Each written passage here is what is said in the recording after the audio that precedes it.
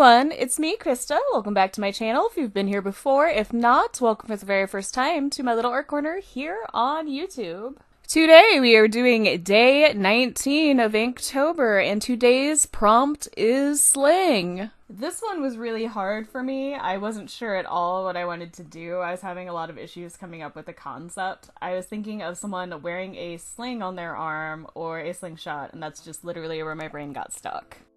And I started doing this thing where I'm like, no, neither of these ideas are good enough. I have to think of something better. And then I couldn't think of something better. And I didn't want to fall into that hole that I think some of us artists do, where we contemplate a topic or something we want to create so much that we don't just make the thing.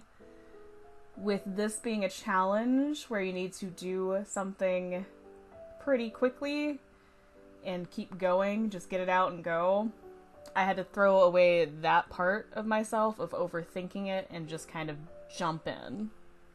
As I've said in previous videos, I'm not much of a planner when I create, and part of that is because I can get so stuck on the details and thinking that the idea is terrible that I won't push through it and just make it.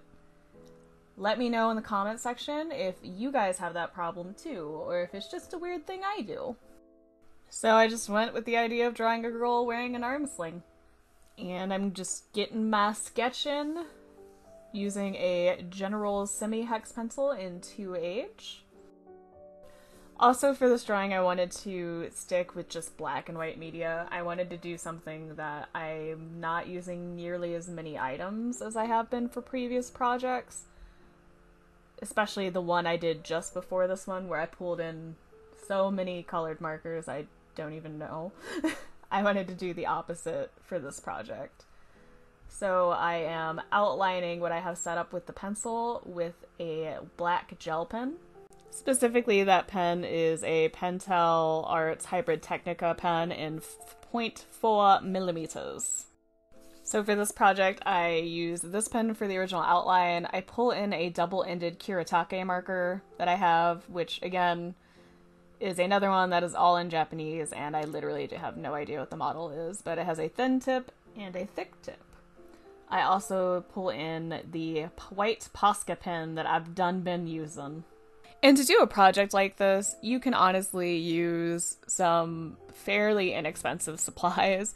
You can just use a cheap pencil that you've already got. You can use a dual-ended Sharpie marker, one of the ones that has a fine tip and then an ultra fine tip.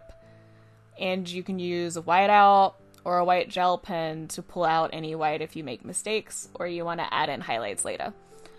For some of these projects, especially for this one, you do not have to spend a lot of money to be able to do it. You can use some of the more inexpensive supplies and experiment and just learn. I do want to warn you though, if you are going to be using Sharpies for drawing, either wear a mask or make sure the room you're in is very highly ventilated. Those fumes are strong, and I'm pretty sure they are not good for anybody to be inhaling. I really enjoyed the simplicity of this one. Doing the drawing itself actually reminded me a lot of drawings I used to do in middle school and high school. Sharpie drawings specifically. The style and the shading very much reminded me of those, and it's interesting how that happens sometimes, where you'll use a certain media and it reminds you of something you used to do. Granted, this is better than what I did then. And to be warned, my cross-hatching is very messy. I have seen some artists that use a ruler in order to do cross-hatching. That's definitely not my style. I like having that messy kind of scatterbrained look to it. I think it's very representative of me as a person and as an artist. Messy and scatterbrained. It's on brand. I did realize something after I finished the drawing and was looking at it later. I drew a thumb for her to begin with that pencil outline. I didn't line it in the pen or the marker, so her thumb is gone that she initially had planned. Good job, Krista. Good job. I could go back later with the white Posca pen and try to draw her in a thumb, but I think I'm just gonna leave it the way it is right now. Also, her face reminds me of someone, and I cannot place who it is. I want to say it's an actress or something, but I have no idea. I wasn't really referencing for a face, so I don't know. I don't know who I unintentionally drew. So here we have some of the messy line work and cross-hatching going on. I use the two different tips of the marker. Like I said earlier, there's a thicker tip and there's a thinner tip, and I also pull in the black gel pen to have even thinner lines. I wanted to give some illusion of shading with the cross-hatching, but I still wanted it to be the very expressive, messy cross-hatching look. By the way, I don't think I've mentioned this yet in the video. I am using Strathmore marker paper for this. In a way, you can also use bristle board. Bristle board's really good for marker work, and bristle board's actually a little bit thicker than this paper is, so it can take more of a beating than this paper can. I tend to prefer thicker paper in general, and just paper that you can use quite a few layers on it without having to worry about it pilling or you accidentally ripping through because you got it too wet. Ripping through the paper accidentally is always a bummer. Actually, I can think of a specific drawing I've done that this reminds me of. It reminds me of one that I did in one of my high school art classes for a contour drawing portrait where you have to look at the person the entire time and not look at your paper. At least for the contouring part, getting the outlines in. The style was very similar to this. He was wearing a hoodie in that too. And I remember the model was actually the teacher's son. She liked bringing her kiddo into class a lot. And I just checked my old DeviantArt account to see if I could find a photo of that drawing to post here, but I cannot. It might be around the house here somewhere, but I do not feel like going on the unnecessary journey and search to find it. I may never come back.